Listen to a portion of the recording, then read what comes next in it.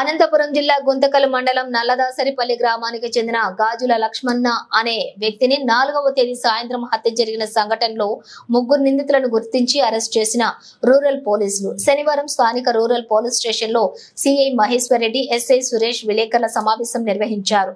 ఈ సందర్భంగా ఆయన తెలిపిన వివరాల మేరకు గత 4వ తేదీ మండలం పరిధిలోని తిమ్మాపురం నల్లదాసరపల్లి గ్రామ రహదారిలో గల గాజుల లక్ష్మణను కొడవళ్లతోటి నరికి హత్య జరిగించినట్లుగా ఫిర్యాదు అందిందన్నారు.